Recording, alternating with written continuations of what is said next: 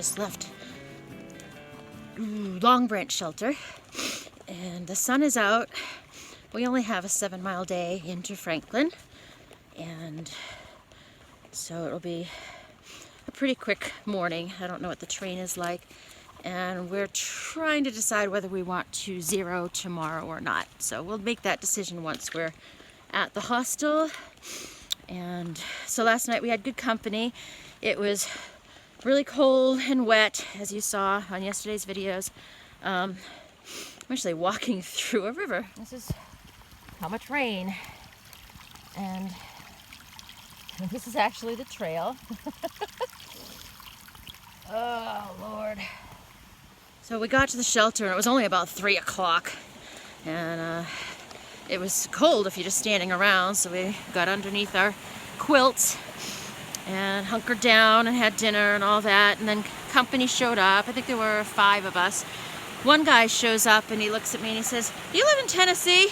And I says, "Yeah." He goes, "Did you go to Cumberland Transit to a through hiker event?" And I says, "Yeah." He says, "Oh, I remember you. You sat behind us," and you know, and he recognized me from there. So that was kind of cool.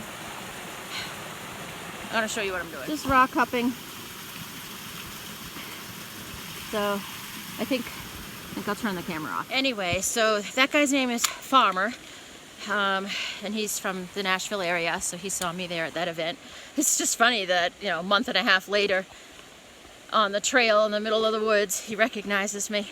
It's sunny, but will be soon, and we're heading into town. Burger, sweet potato fries, maybe a milkshake, and the Lazy Hiker Brewery for an IPA tonight. Sounds like a good plan. I do feel really badly that we didn't climb Albert Mountain. I'm confident in our decision. I think it would have been a bad move with the rain and the wind and my history of injury. I didn't really want to tempt fate and slip, and that's quite a way to fall. But I didn't want to tempt fate and get hurt on week 2 and the hike is over. So I reluctantly decided to take the foul weather bypass road around it. So it's recognized by the ATC and yada yada, but I am disappointed because I love the rocks. I absolutely love them. As soon as the rocks are big enough for me to throw my trekking pole down and scooch down on my fanny or climb, that's what makes me happy, but not when it's weather like yesterday. So it is what it is. I'll forgive myself and move on and enjoy today.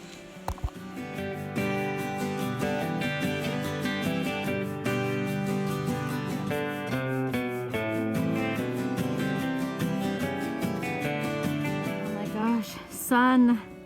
The sun is out. Oh, finally a clear day, and look, I'm up as high as those mountains. I'm not sure if those are the Smokies that I should be in a few days from now, but wowie zowie. Gorgeous, huh?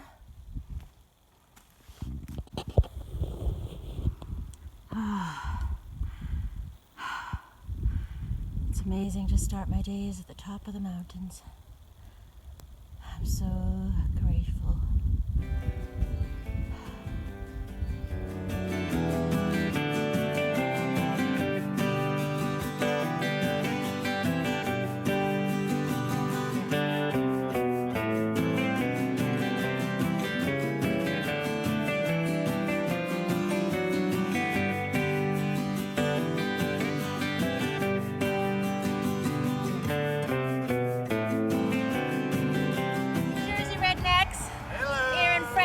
Carolina, coming back from, where were we?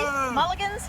Yeah, man, it's good food. Yeah. So we are in Franklin, North Carolina, and we are at a wonderful Italian place. If you are hiking, come to Franklin and go to Cafe Rel, R-E-L, and it's actually in a gas station, but it's just shy of a fine Italian restaurant. It's really good. The portions are big, so come for dinner and then have the rest for breakfast, but they have a great dessert menu. So we had burgers and beer and stuff up the road, but we are in here, and Getting Real has creme brulee, Getting real, getting there. Creme brulee. I've got carrot cake. And our friend Denny, who's going to tell you a little family history, has tiramisu. You must come and have some cappuccino. It's delicious. Now, Addis Gap, which is what's before and after this? Deep Gap, Addis Gap. It's close to Trey Mountain. By Trey Mountain, Yeah, right? yeah. So Addis Gap is her family. So I'm going to flip the camera to her. She's going to try to explain the connection. Denny. So Denny is my new friend. She's been following me on YouTube, but we've met twice now since I've been hiking, and she's one of my newest friends. So her family is related to Addis Gap. So tell me who that is and why. That was my great-great-grandfather. They lived up there and they had apple orchards. And one day he was out up there and in his orchards, and a bear came up and started chasing him. And so he ran, he had his gun with him. He ran to a rock cliff, started to climb up. The bear was catching up with him, so he turned around, put the barrel of the gun into the bear's mouth and shot him. And his grandson, who lives over in North Georgia, has the gun. But that's how Addis Gap got its name. When was this? Back in the early 20s, but the land was all taken over to be part of the National Forest as part of the Roosevelt thing. So, Wow, wish I had known that before I went by Addis yeah, Gap. but there are a lot of bears in that area anyway, to tell you. So yeah, that's the basic history of it. And do you hike? Yes, I do. Yeah. I love So it. watch for Denny Addis out there if you're out hiking on the Next Appalachian year. Trail. Yeah, Next next year. year you're gonna go for a through hike. Yep, next year. Awesomeness. Yep. I'm gonna come and give you trail magic. Please. I will. I'll look forward to it. All right. Enjoy your cappuccino. Cafe round. Good. Baltimore Jack's hostel in Franklin. This is the hostel here. This is the back side. And there's some bunks on the lower level somewhere. And then there's more like little suites upstairs. And it's right across the street from the Budget Inn, which is where a bunch of hikers are right now. A couple of them sitting out front. Went to Hardee's for breakfast this morning. Country Kitchen is closed, so Sundays in the south, the city's shut down. Doing laundry right now, and then probably walk up to the Outfitters. There's 2 Outfitters in town, 3 Eagles Outfitters. Their big store is up the road, and then they have a satellite office right here at the hostel, just for your basic supplies. And then there's Outdoor 76 up the road, where I'm definitely going because I want to see Rob and thank him for fixing my foot, since he gave me some insoles and a little cushion the day before I started my hike. I have had no residual pain. My foot feels great, so I really look forward to thanking him. Franklin's a great town. You can see the mountains in the distance, and everything's within walking distance. I had stayed at the Budget Inn across the street last year. It was bought out, so if you hear rumor that it was really gross, the one in Hiawassee is kind of sketchy, but the one here is fine. You know, it's old, and it shows its age, but it's clean. It was fine. Good strong Wi-Fi there. And here at Baltimore Jack's, I just got the Wi-Fi password, but I can't speak for that speed or strength if you're heading this way. But since I stayed at Budget Inn only a week ago, when I got here to this place, I caught the signal, so I didn't even need to log into theirs, and it's a really strong signal. So Budget Inn does have good Wi-Fi. But anyway, yeah, it's filling up. The hikers are starting to catch up, and they're gonna pass me, and that's fine. The big bubble started just this weekend. I think 100 people started on the 1st, and today's the 3rd. I would say, but based on statistics, whoever they are, they say about 25% of them will be dropped out before they get to the 100 miles. I'll be through the Smokies by the time the rest catch up, and then a good, I don't know, another 20% or so drop out right after the Smokies. So I think I'll be okay as far as limiting the crowds and having full shelters and hostels and stuff. But there's a decent number of people around. The only other woman so far is Sean, which is a man's name, but she's of the Jerseys, Mr. and Mrs. Jersey. So she's across at Budget Inn, and we had dinner together, and we're gonna all hike out together tomorrow, and that will be nice to have a female to be with a little bit. They're actually about 4 or 5 miles behind us, so hopefully they'll catch us by nightfall. We'll see. I don't know what we're doing, but here we are. Baltimore Jack's Hostel, and Solace in there, the wonderful pass-through hiker. Hi, Solace. he is helping to diagnose my little leak. Looking at the Big Agnes Fly Creek HV UL2 today, and AOL, you've got a rip tear, you've got a thread pull. He found it. On your right side already. You found it. Maybe 1.5 inches and then a separate 1/2 inch. I'm in love with you. He's gonna help me stay dry. So, unless he tells me I need a new tent, then I'm turning this video off right now. even without your vestibule touching, for condensation to have your drip, condensation forming without that vestibule touching, you're still going to get water coming in right there. So, oh, crap. It's on the tent itself? Definitely do a little patch kit right there. It opens up. Wow. So it's meant to breathe, but when it breathes too much, that water's coming in. So that's probably exactly what was happening, Yep. huh? Wow, I'm glad I asked you. So I've just set up here in the front of Baltimore Jack's. There's Ron Haven. He's owner and rooster. So we've got 3 Eagle Outfitters. This is just the satellite office right here in the hostel. And he's down there helping to diagnose so I can stay warm and dry and safe.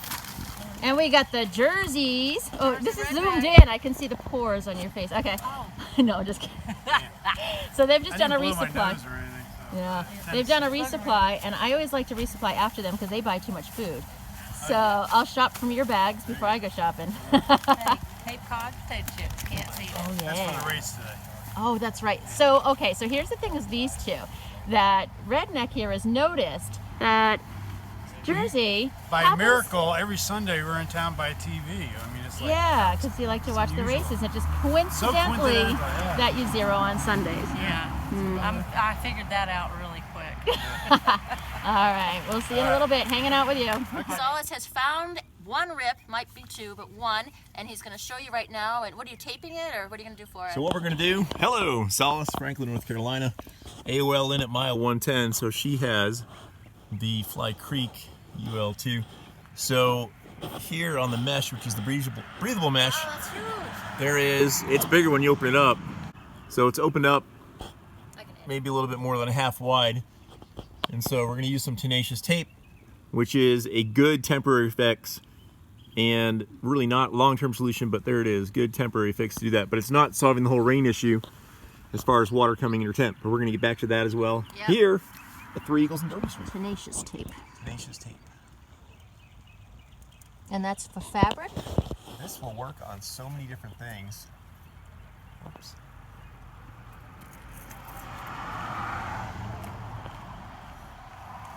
You put it on both sides? Oh yeah. All right, you want to go ahead and take the vestibule off? So whenever you have an opening on any, especially mesh, the mesh doesn't offer a ripstop like the vestibule or rainfly can, because it's built almost 3 times stronger than anything that's breathability, or that technically is not breathability.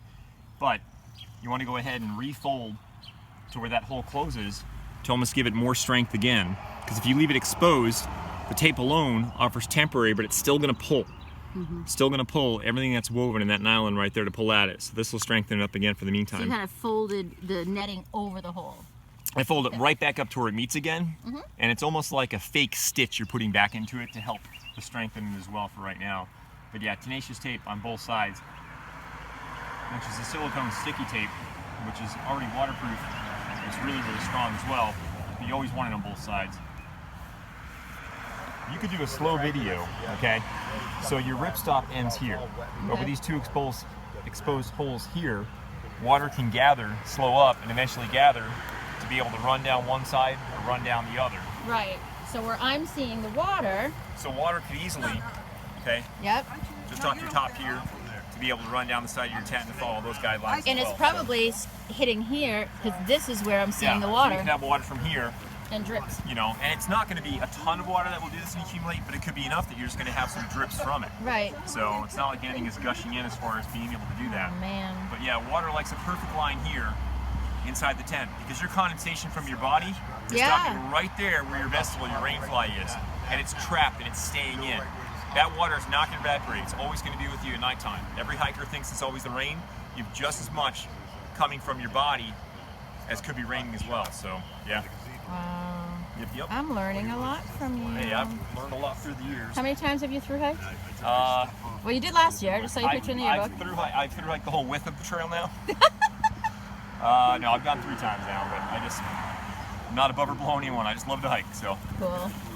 love it, love it. All right, so we are fixing the tiny mesh holes for AOL in her Fly Creek tent. So what we're doing is using the tenacious tape. However, tenacious tape, which is silicone-based tape, will not fix it alone because after time, the binding, the stickiness of that tape is going to give away. So you've got to use some sort of epoxy. In this case, it's a silicone epoxy. You want something that's a waterproof epoxy. Doesn't matter if it's breathable, it's trying to shed the rain, but you also want something that's strong, so you're reinforcing the nylon as well and anything that could continue to rip from that area. So tenacious tape goes on, a little bit of silicone in the middle. So where are you? I'm gonna come over here so I can see where you're putting the silicone. The tape is on both sides. Tape's on both sides. And the silicone's going Silicone epoxy is going to be the edges of that tape, Cool. which also binds that tape and then seals the outside of the tape, because water, but especially moisture, which those particles are much smaller than water, will creep under that tape eventually as well and start to uplift it. So, a little bit of extra work goes a long way in the AT. And again, this is Solace, and I'm at Baltimore Jack's Hostel in Franklin, and he is at the satellite office of the Three Eagles Outfitters, right? So There we are. there's a little office here with like your basic supplies. That is. And there was a big store which I'll be going to later today just to check it out. I don't know if I need anything, but I just want to go. Where is it? It's been the biggest outfitter in Western North Carolina. It's the 25th anniversary of Three Eagles. Awesome. And that is located right uptown at 78 Silo Road here in Franklin, North Carolina, right when you get off the exit. And our small location here at Derby Street has all the hiker supplies you would need. So stop in. We're open 7 days a week. Free t-shirt for hikers this year. We'd love to see you. Oh, I need to get my Hey. t-shirt. You've been so helpful with this because I was nervous the other night. I was wet and cold. Walking down Franklin, North Carolina. Is it Main Street? What's the name of the street? I think this is Main Street. Whatever street. Close and enough. yeah, with getting there, heading to Outdoor 76 to thank Rob, who may not be there. He might be at ATKO. We shall cross here. Then we're gonna get some burgers. I want something sweet, like some cake or ice cream or something. And beer, not beer with cake. But this is Main Street Sunday, so it's not really busy. A lot of things are closed, but it's a cute little town. I kind of like Franklin. Franklin's great. I like it. Root and Barrel Kitchen. I would There's- recommend it to anyone. Yeah. There's coffee shops and bookstores, tons of restaurants, to be honest. Yeah. Plenty of options. Don't just think it's this little area, 3 blocks downtown.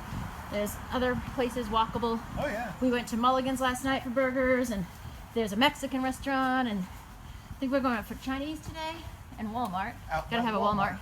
But yeah, so this is pretty much it for this main drag. Over there, and then the mountains in the distance, which is amazing to wake up to. Little antique shop here. Whoop. Bookstores across the street. Outdoor 76 is coming up. If you want the end result of hiking from Georgia to Maine, there's a lot of things of what is the norm this early in on the trail, which is not normal. And to help pull you guys back or help you understand.